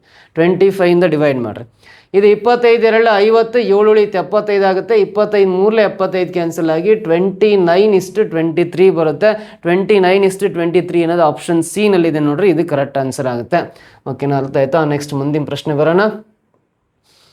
What is the respective ratio of total number of students studying in BCA, BA and BBA and all the colleges together ಅಂತ ಇದೆ. ಎಲ್ಲ ಕಾಲೇಜುಗಳಲ್ಲಿ ಒಟ್ಟಾಗಿ BCA, BA ಮತ್ತು BBAಗಳಲ್ಲಿ ಓದುತ್ತಿರುವ ಒಟ್ಟು ವಿದ್ಯಾರ್ಥಿಗಳ ಸಂಖ್ಯೆಯ ಅನುಪಾತ ಎಷ್ಟು ಅಂತ. ಸೊ ಇಲ್ಲಿ ಫಸ್ಟ್ BCA ಓದ ನಂಬರ್ ಆಫ್ ಸ್ಟೂಡೆಂಟ್ಸ್ ಈಗ ತಾನೇ ಫಸ್ಟ್ ಕ್ವಶನಲ್ಲಿ ನಾವು ಅಡಿಷನ್ ಮಾಡಿದ್ವಿ. ಫಸ್ಟ್ ಕ್ವಶನಲ್ಲಿ ನೋಡ್ರಿ BCA ಓದ ಟೋಟಲ್ ನಂಬರ್ ಆಫ್ ಸ್ಟೂಡೆಂಟ್ಸ್ 1775 ಅಂತ ಇದೆಯಲ್ಲ, ಈ 1775 ಬರಿತೀನಿ. ಸೊ BCA ಓದ ಎಲ್ಲ ಕಾಲೇಜಸಿಂದ ಸೇರಿ BCA ಓದ ಟೋಟಲ್ ನಂಬರ್ ಆಫ್ ಸ್ಟೂಡೆಂಟ್ಸ್ 1775 ಆಗುತ್ತೆ. ನೆಕ್ಸ್ಟ್ BA ಓದ ಟೋಟಲ್ ನಂಬರ್ ಆಫ್ ಸ್ಟೂಡೆಂಟ್ಸ್ ಬೇಕಂದ್ರೆ ಈ ಮೊದಲನೇ ಕಾಲಮ್ ಅಡಿಷನ್ ಮಾಡ್ತಾ ಬನ್ನಿ. 5 10 15 5 ದಶಕ 1 3 5 8 10 7 17 7 ಕ್ಯಾರಿ 1 4 4 8 3 11 ಪ್ಲಸ್ 3 14 ಪ್ಲಸ್ 2 ಅಂದರೆ 16,675 ಜನ ಸ್ಟೂಡೆಂಟ್ಸ್ BA ಕೋರ್ಸಲ್ಲಿ ಓದ್ತಾ ಇದ್ದಾರೆ ಅಂತ. ನೆಕ್ಸ್ಟ್ ಇದಾದಮೇಲೆ BBA ಕೋರ್ಸಲ್ಲಿ ಓದ್ತಕ್ಕಂಥ ಟೋಟಲ್ ನಂಬರ್ ಆಫ್ ಸ್ಟೂಡೆಂಟ್ಸ್ ಕಂಡುಹಿಡಿಬೇಕು BBA ಕೋರ್ಸಲ್ಲಿ ಅಂದರೆ. ಸೊ ಇಲ್ಲಿ ಇವೆಲ್ಲ ಆ್ಯಡ್ ಮಾಡ್ತಾ ಬರಲಿ. 5 10 15 20 25 5 ದಶಕ 2 4 6 8 15 ಪ್ಲಸ್ 2 17 7 ದಶಕ 1 3 4 7 3 10 14 ಪ್ಲಸ್ 4 18 ಆಗುತ್ತೆ. 1875 ಜನ ಇದ್ದಾರೆ ಎಲ್ಲ ಕಾಲೇಜಸಿಂದ ಸೇರಿ BBA ಓದ ಟೋಟಲ್ ನಂಬರ್ ಆಫ್ ಸ್ಟೂಡೆಂಟ್ಸ್ 1875 ಇದ್ದಾರೆ. ಈ ಟೋಟಲ್ ನಂಬರ್ ಆಫ್ ಸ್ಟೂಡೆಂಟ್ಸ್ಗೆ ರೇಷಿಯೋ ಕಂಡುಹಿಡಿಬೇಕು. ಯಾವ್ಯಾವ ಸಂಖ್ಯೆಯಿಂದ ಡಿವೈಡ್ ಆಗ್ತವೆ ಡಿವೈಡ್ ಮಾಡೋಣ. 25ರಿಂದ ಬಾಕ್ಸ್ರಿ. 25 7 175 2 ಉಳಿಯುತ್ತೆ. 25 1 25 ಬಂತು, 71 ಬಂತು. ಫಸ್ಟ್ ನಂಬರ್ 71 ಇದರಲ್ಲೂ ಇದೆ, ಇದರಲ್ಲೂ ಇದೆ. ನೆಕ್ಸ್ಟ್ ಇದು ಕೂಡ 25 6 150 17 ಉಳಿಯುತ್ತೆ, 175 ಆಗುತ್ತೆ. 25 7 175 ಕ್ಯಾನ್ಸಲ್ ಆಗುತ್ತೆ. ಸೊ ನೆಕ್ಸ್ಟ್ ಇದು 25 7 175 12 ಉಳಿಯುತ್ತೆ. 25 5 125 ಕ್ಯಾನ್ಸಲ್ ಆಗಿ 71:61:75 ಬರುತ್ತೆ. ಇದು ಯಾವ ಆಪ್ಷನಲ್ಲಿ ಇದೆ ನೋಡ್ರಿ, ಅದು ಕರೆಕ್ಟ್ ಆನ್ಸರ್. 71 67 75 71 67 75 ಅಂತ ಆಪ್ಷನ್ ಫಸ್ಟ್ ಒನ್ನಲ್ಲಿದೆ ನೋಡ್ರಿ. 71:67:75 ಮೊದಲನೇ ಆಪ್ಷನ್ ಇದಕ್ಕೆ ರೈಟ್ ಆನ್ಸರ್ ಆಗುತ್ತೆ. ಓಕೆನಾ, ಅರ್ಥ ಆಯ್ತಾ? ನೆಕ್ಸ್ಟ್ ಕ್ವಶನ್ ಬರೋಣ. Number of students studying in BA in college B forms what percent of total number of students studying in all the programs together in the same college ಅಂತ ಇದೆ. Rounded off to 2 digits after decimal.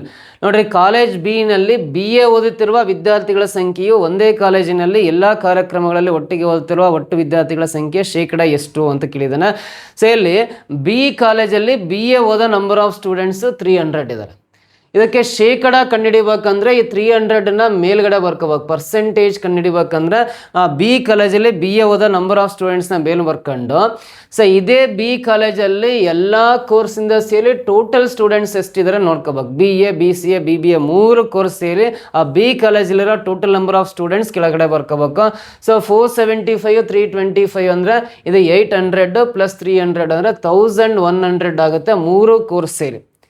Totally 1100 ಜನ ಸ್ಟೂಡೆಂಟ್ಸಲ್ಲಿ 300 ಜನ students BA ಕೋರ್ಸಲ್ಲಿ ಓದ್ತಾ ಇದ್ದಾರೆ ಅಂದರೆ ಎಷ್ಟು percentage ಇದ್ದಾರೆ ಅವ್ರು BA ಓದೋ ನಂಬರ್ ಆಫ್ ಸ್ಟೂಡೆಂಟ್ಸ್ ಅಂತ ಕೇಳಿದನಲ್ಲ, ಇಂಟು 100 ಹಾಕೊಂಡು ಸಿಂಪ್ಲಿಫೈ ಮಾಡಬೇಕು. ಪರ್ಸೆಂಟೇಜ್ ಕಂಡುಹಿಡಿಬೇಕಂದ್ರೆ ಶೇಕಡ ಕಂಡುಹಿಡಿಬೇಕಂದ್ರೆ ಸೊ ಇಲ್ಲಿರೋ 2 0 ಈ 2 0 ಕ್ಯಾನ್ಸಲ್ ಆಗುತ್ತೆ. ಇದು 100 × 3 ಅಂದರೆ 300 ಡಿವೈಡ್ ಬೈ ಕೆಳಗಡೆ 11 ಇದೆ. ಸೊ ಇದು 11 2 22 ಇನ್ನು 8 ಉಳಿಯುತ್ತೆ. 11 7 77 ಇನ್ನು 3 ಉಳಿಯುತ್ತೆ. ಪಾಯಿಂಟ್ ಕಟ್ 0 ಎಳಿಸ್ಕೊಂಡ್ರೆ 11 2 22 8 ಉಳಿಯುತ್ತೆ. ಪಾಯಿಂಟ್ ಇನ್ನೊಂದು 0 ಹಾಕೊಂಡ್ರೆ 11 7 77 ಕ್ಯಾನ್ಸಲ್ ಆಗುತ್ತೆ. 27.27% ಬರುತ್ತೆ. ಆಪ್ಷನ್ B ನಲ್ಲಿದೆ ನೋಡ್ರಿ, ಇದು ಕರೆಕ್ಟ್ ಆನ್ಸರ್. 27.27% ಬರುತ್ತೆ. B ಕಾಲೇಜಲ್ಲಿ BA ಓದೋ ಸ್ಟೂಡೆಂಟ್ಸ್ ಟೋಟಲ್ ಆ 3 ಕೋರ್ಸಿಂದ ಸೇರಿ ಒಟ್ಟು ಸ್ಟೂಡೆಂಟ್ಸ್ನ 27.27% ಅಷ್ಟಿದ್ದಾರೆ. ಆಪ್ಷನ್ B ನಲ್ಲಿದೆ ನೋಡ್ರಿ, ಅದು ಕರೆಕ್ಟ್ ಆನ್ಸರ್ ಆಗುತ್ತೆ. ಓಕೆನಾ, ನೆಕ್ಸ್ಟ್ ಕ್ವಶನ್ ಬರೋಣ. ಸೊ ನೋಡ್ರಿ, ನಮ್ಮ ಕ್ಲಾಸಸ್ ಇಷ್ಟ ಆಗಿದ್ರೆ Spardha Karnataka Academy classes NET KCET ಎಕ್ಸಾಮಿಗೆ ಹೆಲ್ಪ್ ಆಗ್ತಿದ್ದಾವೆ ಅಂತ ಅನಿಸಿದ್ರೆ ಇಲ್ಲಿ ಕಾಣಿಸ್ತಕ್ಕಂಥ QR ಕೋಡ್ ಸ್ಕ್ಯಾನ್ ಮಾಡಿ ಸ್ಪರ್ಧಾ ಕರ್ನಾಟಕ ಅಕಾಡೆಮಿಗೆ ನೀವು ಡೊನೇಟ್ ಮಾಡೋದಾದ್ರೆ ಡೊನೇಟ್ ಮಾಡ್ತಾ ಬರ್ಬೋದು ನಮ್ಮ ಅಕಾಡೆಮಿ ಡೆವಲಪ್ಮೆಂಟ್ಗೆ. ಇದು not compulsory, not mandatory. Coming to the next question ಬರೋಣ. Number of students studying in BBA in college C forms approximately what percent of total number of students studying in BBA in all the 5 colleges together ಅಂತ ಇದೆ. Number of students studying in BBA in college C ಅಂತ ಇದೆ. BBA in college C. BBA in college C ಅಂದರೆ 325 forms approximately what percent of total number of students studying in BBA in all the 5 colleges together ಅಂತ ಇದೆ. So ನೋಡ್ರಿ 5 ಕಾಲೇಜುಗಳಲ್ಲಿ BBA ಓದ್ತಿರುವ ಒಟ್ಟು ವಿದ್ಯಾರ್ಥಿಗಳ ಸಂಖ್ಯೆಯಲ್ಲಿ C ಕಾಲೇಜಿನಲ್ಲಿ BBA ಓದ್ತಿರುವ ಒಟ್ಟು ವಿದ್ಯಾರ್ಥಿಗಳ ಸಂಖ್ಯೆ ಸರಿಸುಮಾರು ಎಷ್ಟು ಪ್ರತಿಶತದಲ್ಲಿರುತ್ತದೆ ಅಂತ ಕೇಳಿದ್ದೇನೆ. ಸೊ ಇಲ್ಲಿ BBA ಓದ್ತಕ್ಕಂಥ C ಕಾಲೇಜಲ್ಲಿರೋ students 325 forms approximately what percent total number of students studying in BBA in all the 5 colleges together ಅಂದರೆ ಥರ್ಡ್ ಕ್ವಶನಲ್ಲಿ ನಾವು ಆ್ಯಡ್ ಮಾಡಿದ್ದೀವಿ. ಎಲ್ಲ 5 ಕಾಲೇಜಸ್ಸಿಂದ ಸೇರಿ BBA ಓದ್ತಕ್ಕಂಥ ಸ್ಟೂಡೆಂಟ್ಸು 1875 ಅಂತ ಆ ಥರ್ಡ್ ಕ್ವಶನಲ್ಲಿ ನಾವು ಆನ್ಸರ್ ಮಾಡಿದ್ದೀವಿ. ಸೊ ಹಾಗಾಗಿ ಪರ್ಸೆಂಟೇಜ್ ಕಂಡುಹಿಡಿಬೇಕಂದ್ರೆ ಎಲ್ಲ ಕಾಲೇಜಸ್ಸಿಂದ ಸೇರಿ BBA ಓದ್ತಕ್ಕಂಥ ಟೋಟಲ್ ನಂಬರ್ ಆಫ್ ಸ್ಟೂಡೆಂಟ್ಸ್ 1875 ಜನ ಸ್ಟೂಡೆಂಟ್ಸ್ ಇದ್ದಾರೆ. ಆಗಲೇ ನಾವು ಅಡಿಷನ್ ಮಾಡಿದ್ದೀವಿ ಇದನ್ನು. ಈ 1875ರಲ್ಲಿ C ಕಾಲೇಜಲ್ಲಿ ಹೋದ BBA ಸ್ಟೂಡೆಂಟ್ಸ್ 325 ಜನ ಇದ್ದಾರೆ. 1875ರಲ್ಲಿ 325 ಇದ್ದಾರೆ ಅಂದರೆ ಪ್ರತಿಶತ ಪರ್ಸೆಂಟೇಜ್ ಅಂದರೆ 100ಕ್ಕೆ ಎಷ್ಟು ಅಂತ ಕಂಡುಹಿಡಿಬೇಕು. ಸಿಂಪ್ಲಿಫೈ ಮಾಡಿರಿ ನಮಗೆ ಆನ್ಸರ್ ಬರುತ್ತೆ. ಇದು 25 7 175 12 ಉಳಿಯುತ್ತೆ. 25 5 125 ಕ್ಯಾನ್ಸಲ್ ಆಗುತ್ತೆ. ಇದು 25 1 25 7 ಉಳಿಯುತ್ತೆ. 25 3 75 ಕ್ಯಾನ್ಸಲ್ ಆಗುತ್ತೆ. ಮತ್ತು 25 3 75 25 4 100 ಕ್ಯಾನ್ಸಲ್ ಆಗುತ್ತೆ. 13 4 52 ಡಿವೈಡ್ ಬೈ 3 ಉಳಿಯುತ್ತೆ. ಸೊ 3ರಿಂದ 52 ಬಾಕ್ಸ್ ರೀ. 3 1 3 ಇನ್ನೆಷ್ಟು ಉಳಿಯುತ್ತೆ ಅಂದರೆ 2 ಉಳಿಯುತ್ತೆ. 3 7 21 1 ಉಳಿಯುತ್ತೆ. 17.33 ಬರುತ್ತೆ. ಅಪ್ರಾಕ್ಸಿಮೇಟ್ಲಿ ಅಂದರೆ ಇದಕ್ಕೆ ನಿಯರೆಸ್ಟ್ ವ್ಯಾಲ್ಯೂ ಯಾವುದಿದೆ ಆಪ್ಷನಲ್ಲಿ? ಸೊ ಅಪ್ರಾಕ್ಸಿಮೇಟ್ಲಿ ಅಂದರೆ ಸರಿ ಸುಮಾರು ಅಂದರೆ ಅದಕ್ಕೆ ನಿಯರೆಸ್ಟ್ ವ್ಯಾಲ್ಯೂ 17% ಇದೆಯಲ್ಲ, ಆಪ್ಷನ್ ಡಿ ಇದು ಕರೆಕ್ಟ್ ಆನ್ಸರ್ ಆಗುತ್ತೆ. ಅಪ್ರಾಕ್ಸಿಮೇಟ್ಲಿ 17% ಕರೆಕ್ಟ್ ಆನ್ಸರ್ ಬರುತ್ತೆ. ಓಕೆನಾ, ಅರ್ಥ ಆಯ್ತಾ? ಸೊ ನೆಕ್ಸ್ಟ್ ಕ್ವಶನ್ ಬರೋಣ. ಮುಂದಿನ ಪ್ರಶ್ನೆ ನೋಡಿ, ಇದು ಕೋಡಿಂಗ್ ಡಿಕೋಡಿಂಗ್ ಮೇಲೆ ಪ್ರಶ್ನೆ ಇದೆ. If tour is written as 1 2 3 4, clear as 5 6 8 7 4 and spare as 9 0 847 ಎಂದು ಬರೆದರೆ ಕೇರ್ ಎಂಬ ಪದವನ್ನು ಅದೇ ಕೋಡ್ ಲ್ಯಾಂಗ್ವೇಜಲ್ಲಿ ಯಾವ ರೀತಿ ಬರಿಬೋದು ಅಂತ ಕೋಡಿಂಗ್ ಡಿಕೋಡಿಂಗ್ ಮೇಲೆ ಪ್ರಶ್ನೆ ಕೇಳಿದ್ದಾನೆ. ಸೊ ಇಲ್ಲಿ ಟೂರ್ ಅಂತ ಇದೆಯಲ್ಲ, TOUR ಟೂರ್ ಎಂಬ ಪದವನ್ನು 1 2 3 4 ಅಂತ ಕೋಡಿಂಗ್ ಮಾಡಿದ್ದಾನೆ. ಸೊ ಅದೇ ರೀತಿ ಕ್ಲಿಯರ್ ಅಂತಿದೆಯಲ್ಲ, CLEAR ಕ್ಲಿಯರ್ ಎಂಬ ಪದವನ್ನು ಸೊ 5 6 8 7 4 ಅಂತ ಇದೆ, 5 6 8 7 4 ಅಂತ ಕೋಡಿಂಗ್ ಮಾಡಿದ್ದಾನೆ. ಅದೇ ರೀತಿ ಸ್ಪೇರ್ ಎಂಬ ಪದವನ್ನು SPARE ಸ್ಪೇರ್ ಎಂಬ ಪದವನ್ನು ಏನಂತ ಕೋಡಿಂಗ್ ಮಾಡಿದ್ದಾನೆ? 90847 90847 ಅಂತ ಕೋಡಿಂಗ್ ಮಾಡಿದ್ದಾನೆ. ಹಾಗಾದರೆ ಕೇರ್ ಎಂಬ ಪದದ ಕೋಡ್ ನಂಬರ್ ಏನು ಬರುತ್ತೆ ಅಂತ ಕೇಳಿದ್ದಾನೆ. ಸೊ ಇಲ್ಲೇ ಎಲ್ಲ 3 ವರ್ಡ್ಸ್ಗೆ ಕೋಡ್ ನಂಬರ್ಸ್ ಬರ್ದಾನೆ ಅಂದರೆ ಕೇರಿ ಬರೆಯೋದು ತುಂಬ ಈಸಿ. ನೋಡಿರಿ, C ಅಕ್ಷರಕ್ಕೆ ಇಲ್ಲಿ Cಗೆ ಕೆಳಗಡೆ 5 ಇದೆ ಅಂದರೆ ಇಲ್ಲೂ C ಅಕ್ಷರಕ್ಕೆ 5 ಅನ್ನೋ ನಂಬರ್ ಕೋಡಿಂಗ್ ಮಾಡ್ತೀವಿ. A ಅಕ್ಷರಕ್ಕೆ ನೋಡಿರಿ, A ಕೆಳಗಡೆ ಇಲ್ಲಿ 7 ಇದೆ, ಇಲ್ಲೂ A ಕೆಳಗಡೆ 7 ಇದೆಯಾ? ಸ್ಪೇರ್ SPARE 5 6 8 7 4 ಇದೆ. ಕ್ಲಿಯರ್ CLEAR ಕ್ಲಿಯರ್ 5 6 8 7 4 ಇದೆ. ಸೊ ಇಲ್ಲಿ ಎಗೆ 7 ಇದೆ, 90847. ಸೊ 5 8 ಬರೆಯೋಣ, 5 8 ಇಲ್ಲಿ CLEAR 5 6 8 7 4 7 ಮತ್ತು ಯಾವ್ದಕ್ಕೆ ಇಲ್ಲ ಹೀಗೆ ಸರಿ. ಇದು 874 ಅಲ್ಲ, ಮಿಸ್ ಆಗಿದೆ. ಇದು 784 ಆಗ್ಬೇಕಿಲ್ಲ ಅಂದರೆ ತಪ್ಪಾಗಿಬಿಡುತ್ತೆ. 5 6 7 8 4 ಅಂತ ಮಾಡ್ಕೊಳ್ರಿ. 5 6 7 8 4 5 6 7 8 4 ಅಂತ ಮಾಡಿದ್ರೆ ಅವಾಗ ಮಾತ್ರ ನಮ್ಮ ಆನ್ಸರ್ ಕರೆಕ್ಟ್ ಆಗಕ್ಕೆ ಸಾಧ್ಯತೆ ಇರೋದು. ಸೊ 5 6 7 8 4 ಅಂತ ಬರೆಯೋಣ ಕ್ಲಿಯರ್ಗೆ. ಸೊ ಇವಾಗ ಕರೆಕ್ಟಾಗಿ ಗೊತ್ತಾಗುತ್ತೆ ನೋಡ್ರಿ. ಇಲ್ಲಿ A ಕೆಳಗಡೆ 8 ಇದೆ ಅಂದರೆ ಇಲ್ಲೂ A ಕೆಳಗಡೆ 8 ಇದೆ ಅಂದರೆ 8 Aಗೆ 8 ಬರ್ಕೋಬೇಕು. ಸೊ ಆಮೇಲೆ 6 ಕೆಳಗಡೆ ಇಲ್ಲೂ 4 ಇದೆ, ಇಲ್ಲೂ 6 ಕೆಳಗಡೆ 4 ಇದೆ, ಇಲ್ಲೂ 6 ಕೆಳಗಡೆ 4 ಇದೆ ಅಂದರೆ 6ಗೆ 4 ಬರೀಬೇಕು. ನೆಕ್ಸ್ಟ್ E ಕೆಳಗಡೆ ಇಲ್ಲೂ 7 ಇದೆ, ಇಲ್ಲೂ E ಕೆಳಗಡೆ 7 ಇದೆ ಅಂದರೆ ಕರೆಕ್ಟಾಗಿ ಮ್ಯಾಚ್ ಆಗ್ತಾ ಇದೆ. Eಗೆ 7 ಬರೀಬೇಕು. 5847 ಬರುತ್ತೆ. 5847 ಅಂತ ಆಪ್ಷನ್ B ಇದೆಯಲ್ಲ, ಇದು ಕರೆಕ್ಟ್ ಆನ್ಸರ್. ಇಲ್ಲಿ 5 6 7 8 4 ಅಂತ ಚೇಂಜಸ್ ಮಾಡ್ಕೊಂಡ್ರೆ 874 ಅಂದರೆ ಅದು ಮಿಸ್ ಆಗಿಬಿಡುತ್ತೆ, 784 ಆಗುತ್ತೆ. ಕೇರ್ ಎಂಬ ವರ್ಡ್ಗೆ ಕೋಡ್ ನಂಬರು 5847 ಅಂತ ಬರೀತೀವಿ. ಆಪ್ಷನ್ B ರೈಟ್ ಆನ್ಸರ್ ಆಗುತ್ತೆ. ಓಕೆನಾ? ಸೊ ನೆಕ್ಸ್ಟ್ ಕ್ವಶನ್ ಬರೋಣ. ಮುಂದಿನ ಪ್ರಶ್ನೆ the measures of two supplementary angles are in the ratio 3:7. Find the measure of the greater of the two angles ಅಂತಿದೆ. ಎರಡು ಪರಿಪೂರಕ ಕೋನಗಳ ಅಳತೆಗಳು 3:7 ಅನುಪಾತದಲ್ಲಿವೆ. ಎರಡು ಕೋನಗಳಲ್ಲಿ ದೊಡ್ಡ ಕೋನದ ಅಳತೆಯನ್ನು ಕಂಡುಹಿಡಿಯಲಿ ಅಂತ. ಸೊ ಪರಿಪೂರಕ ಕೋನಗಳಂದ್ರೆ ನೋಡ್ರಿ, ಎರಡು ಕೋನಗಳ ಮೊತ್ತ ಇದೊಂದು ಕೋನ ಇದೆಯಲ್ಲ, ಇವೆರಡೂ ಕೋನಗಳ ಮೊತ್ತ 180 ಡಿಗ್ರಿ ಇದ್ರೆ ಅವನ ಪರಿಪೂರಕ ಕೋನಗಳು ಅಂತ ಕರಿತೀವಿ. ಎರಡು ಕೋನಗಳ ಮೊತ್ತ 180 ಡಿಗ್ರಿ ಇದ್ರೆ ಅವನ್ನ ಪರಿಪೂರಕ ಕೋನಗಳು ಅಂತ ಕರಿತೀವಿ. ಎರಡೂ ಕೋನಗಳ ಅನುಪಾತ 3:7 ರೇಷಿಯೋ ಪ್ರಕಾರ ಇದಾವೆ ಅಂತ ಕೊಟ್ಟಿದ್ದಾನೆ. ಸೊ ಎರಡು ಕೋನಗಳ ಮೊತ್ತ 180 ಡಿಗ್ರಿ ಇದ್ರೆ ಅವನ ಪರಿಪೂರಕ ಕೋನಗಳು, ಇಂಗ್ಲೀಷಲ್ಲಿ ಸಪ್ಲಿಮೆಂಟರಿ ಆ್ಯಂಗಲ್ಸ್ ಅಂತ ಕರಿತೀವಿ. Sum of any two angles is equal to 180 degree, then those angles are called supplementary angles ಅಂತ ಹೇಳ್ತೀವಿ. ಸೊ ಎರಡೂ ಕೋನಗಳ ಅನುಪಾತ 3:7 ಇದೆ ಅಂದರೆ 3 + 7 10 ಆಗುತ್ತಲ್ಲ, ಇವೆರಡೂ ಕೂಡಿರೋ ಟೋಟಲ್ ರೇಷಿಯೋ 10 ಆಗುತ್ತೆ. 10ಇಂದ ಇದನ್ನು ಡಿವೈಡ್ ಮಾಡಿರಿ 18 ಬರುತ್ತೆ. ನೋಡ್ರಿ 180 ಡಿಗ್ರಿಯನ್ನು ಎರಡೂ ಕೋನಗಳ ಅನುಪಾತಗಳ ಮೊತ್ತ 10 ಆಗುತ್ತಲ್ಲ, 10ರಿಂದ ಡಿವೈಡ್ ಮಾಡಿದ್ರೆ 18 ಬರುತ್ತಲ್ಲ. ಸೊ ಈ 18ರಿಂದ ಅತ್ಯಂತ ದೊಡ್ಡ ಕೋನ ಬೇಕು ಅಂದ್ರೆ ರೇಷಿ ಎಲ್ಲಿ ದೊಡ್ಡದಿರುತ್ತೋ ಅಲ್ಲೇ ದೊಡ್ಡ ಕೋನ ಬರೋದು. 18 ಎಷ್ಟು ಬರುತ್ತೆ? 126 ಬರುತ್ತಲ್ಲ. ಸೊ ಇದರಲ್ಲಿ ಅತಿ ದೊಡ್ಡ ಕೋನ 126 ಡಿಗ್ರಿ ಇರುತ್ತೆ. ಸೊ ಇದು 125 ಅಲ್ಲ, ಸಾರಿ 126 ಡಿಗ್ರಿ. ಇದು ಆಪ್ಷನ್ ಡಿ ಕರೆಕ್ಟ್ ಆನ್ಸರ್ ಆಗುತ್ತೆ. 126 ಡಿಗ್ರಿ ಬರುತ್ತೆ. ಅತ್ಯಂತ ಚಿಕ್ಕ ಕೋನ ಬರ್ಬೇಕಂದ್ರೆ ಈ 18ನ 3ರಿಂದ ಗುಣಿಸಿ 18 3 54 ಬರುತ್ತಲ್ಲ, ಇದು ಚಿಕ್ಕ ಕೋನ ಆಗುತ್ತೆ 54 ಡಿಗ್ರಿ. ಸೊ ಇದು ಅತ್ಯಂತ ಚಿಕ್ಕ ಕೋನ ಅಂದ್ರೆ 54, ಅತ್ಯಂತ ದೊಡ್ಡ ಕೋನ ಅಂದ್ರೆ 126 degree. Option D is the right answer. Next question ಬರೋಣ. A bag contains 5 red balls, 3 pink balls and 2 green balls.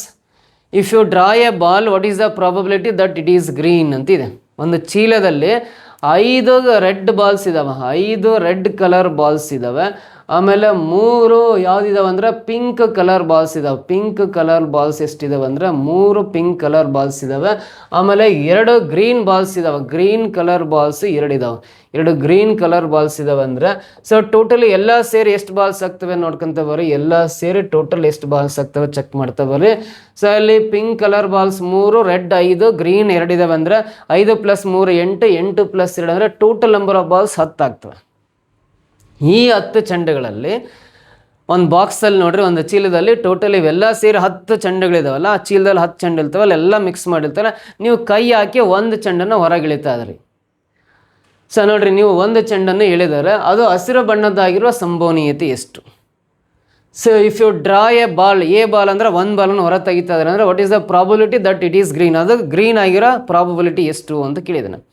So ಸಂಭವನೀಯತೆ ಕಂಡುಹಿಡಿಬೇಕಂದ್ರೆ P(E) ಅಂತ ಬರಿತೀವಿ. ಅಂದರೆ ಪ್ರಾಬಬಿಲಿಟಿ ಆಫ್ ಎನ್ ಇವೆಂಟ್ ಅಂತ. ಒಂದು ಘಟನೆಯ ಸಂಭವನೀಯತೆ ಕಂಡುಹಿಡಿಬೇಕಂದ್ರೆ ಫಸ್ಟ್ ಸಿಂಪಲ್ ಫಾರ್ಮ್ಯಾಟ್ ನೋಡ್ರಿ. ಡಿನಾಮಿನೇಟರ್ ಏನು ಬರಿಬೇಕಂದ್ರೆ ಟೋಟಲ್ ನಂಬರ್ ಆಫ್ ಬಾಲ್ಸ್ ಎಷ್ಟಿದ್ದಾವೆ? 10 ಇದ್ದಾವೆ. ಆ 10 ಬಾಲ್ಸಲ್ಲಿ ನಾವು ಹೊರ ತೆಗಿತಾ ಇರೋದು ಒಂದು ಬಾಲ್ ಅಲ್ಲ, ಹಾಗಾಗಿ 10 C1 ಬರಿಬೇಕು. ಟೋಟಲ್ ನಂಬರ್ ಆಫ್ ಬಾಲ್ಸ್ ಆ ಬ್ಯಾಗಲ್ಲಿರೋದು 10, ಅದರಲ್ಲಿ ಹೊರ ತೆಗಿತಾ ಇರೋದು ಒಂದು ಹೊರ ತೆಗಿತೀವಿ ಅಂದರೆ 10 C1 ಅಂತ ಕೆಳ ಬರ್ಕೋಬೇಕು. ಪ್ರಾಬಬಿಲಿಟಿ ಕಂಡುಹಿಡಿಬೇಕು ಸಂಭವನೀಯತೆ ಅಂತ. ನಾವು ಹೊರ ತೆಗೆದ್ರೆ ಆ ಬಾಲು ಗ್ರೀನ್ ಕಲರ್ ಆಗಿರ್ಬೇಕು ಅಂತೇಳಿದ್ದೇನೆ, ಹಸಿರು ಬಣ್ಣದ್ದಾಗಿರ್ಬೇಕು. ನಾವು ಹೊರ ತೆಗಿರೋದು ಒಂದೇ, ಆ ಒಂದು ಹಸಿರು ಬಣ್ಣದ್ದಾಗಿರ್ಬೇಕಂದ್ರೆ ಟೋಟಲ್ ಹಸಿರು ಬಣ್ಣದ ಬ್ಯಾಗಲ್ಲಿರೋವು ಎಷ್ಟು? 2 ಇದ್ದಾವೆ. ಆ 2ರಲ್ಲಿ ಯಾವುದಾದ್ರೂ ಒಂದು ಹಸಿರು ಬಣ್ಣದ ಹೊರ ಬರುತ್ತೆ, ಹಾಗಾಗಿ ಮೇಲ್ಗಡೆ 2C1 ಬರಿಬೇಕು. ನೋಡಿರಿ 2C1 ವ್ಯಾಲ್ಯೂ ನೋಡಿರಿ, ಇಲ್ಲಿ C1 1 ಇದೆ ಅಂದರೆ ಮೇಲೆ ಯಾವ ಸಂಖ್ಯೆ ಇರುತ್ತೋ ಅದೇ ಸಂಖ್ಯೆನೇ ಆನ್ಸರ್ ಆಗುತ್ತೆ. 2C1 ವ್ಯಾಲ್ಯೂ 2ನೇ. 10C1 ಇದೆಯಲ್ಲ, ಇಲ್ಲಿ ಕೆಳಗಡೆ 1 ಇದೆ ಅಂದರೆ ಮೇಲೆ ಯಾವ ಸಂಖ್ಯೆ ಇರುತ್ತೆ ಅದೇ ಸಂಖ್ಯೆನೇ ಆನ್ಸರ್ ಬರುತ್ತೆ. 10C1 ವ್ಯಾಲ್ಯೂ 10ನೇ ಬರುತ್ತೆ. ಇದು 2 1 2 5 10 ಕ್ಯಾನ್ಸಲ್ ಆಗಿ ಸಂಭವನೀಯತೆ 1/5 ಬರುತ್ತೆ. 1/5 ಅಂತ ಇಲ್ಲಿ ಆಪ್ಷನ್ ಏನಲ್ಲಿದೆ ನೋಡ್ರಿ, ಇದು ಕರೆಕ್ಟ್ ಆನ್ಸರ್ ಆಗುತ್ತೆ. ಕ್ಲಿಯರ್ ಅರ್ಥ ಆಯ್ತಾ? ಸೊ ನೆಕ್ಸ್ಟ್ ಕ್ವಶನ್ ಬರೋಣ. ಮುಂದಿನ ಪ್ರಶ್ನೆ. ಇಲ್ಲಿ 4, 36, 252, 1260 ಕ್ವಶನ್ ಮಾರ್ಕ್ ಇದೆ. ಮೊದಲನೇ ಸಂಖ್ಯೆ 4, ಆಮೇಲೆ 36, ಆಮೇಲೆ 252, ಆಮೇಲೆ 1260, ಆಮೇಲೆ ಕ್ವಶನ್ ಮಾರ್ಕ್ ಇದೆ. ಅಂದರೆ ಈ ನಂಬರ್ ಸೀರೀಸಲ್ಲಿ ಆ ಕ್ವಶನ್ ಮಾರ್ಕ್ ಪ್ಲೇಸಲ್ಲಿ ಯಾವ ಸಂಖ್ಯೆ ಬರುತ್ತೆ ಅಂತ ಕಂಡುಹಿಡಿಬೇಕು. ಸೊ ಇದು ದೊಡ್ಡ ಸಂಖ್ಯೆ ಇದೆ ಅಂದರೆ ಇದನ್ನ ಮಲ್ಟಿಪ್ಲಿಕೇಶನ್ ರೂಲ್ ಚೆಕ್ ಮಾಡೋಣ. ಅಸೆಂಡಿಂಗ್ ಆರ್ಡ್ರಲ್ಲಿ ಇದೆ, ಬಿಗ್ಗೆಸ್ಟ್ ನಂಬರ್ಸ್ ಮುಂದ್ಗಡೆ ಇದ್ದಾವೆ, ಇಲ್ಲಕ್ಕೆ ಮೊದಲಿಗೆ ಸ್ಮಾಲೆಸ್ಟ್ ನಂಬರ್ಸ್ ಇದಾವೆ ಅಂದರೆ ಮಲ್ಟಿಪ್ಲಿಕೇಶನ್ ರೂಲ್ ಚೆಕ್ ಮಾಡಿರಿ. 4ಅನ್ನು ಯಾವ ಸಂಖ್ಯೆಯಿಂದ ಗುಣಿಸಿದ್ರೆ 36 ಬರುತ್ತೆ ಅಂದರೆ 4 9 36 ಬರುತ್ತೆ. ಸೊ ಆಮೇಲೆ ಈ 36ನ ನೆಕ್ಸ್ಟ್ ಏನು ಮಾಡೋಣ ಅಂದರೆ 8ರಿಂದ ಗುಣಿಸಿರು ಬರುತ್ತಾ, 8ರಿಂದ ಬರುತ್ತಾ ಅಥವಾ 7ರಿಂದ ಬರುತ್ತೆ. 8 ಬೇಡ, 7ರಿಂದ ಗುಣಾಕಾರ ಮಾಡೋಣ 36ನ. ಸೊ 7ರಿಂದ ಗುಣಿಸೋಣ.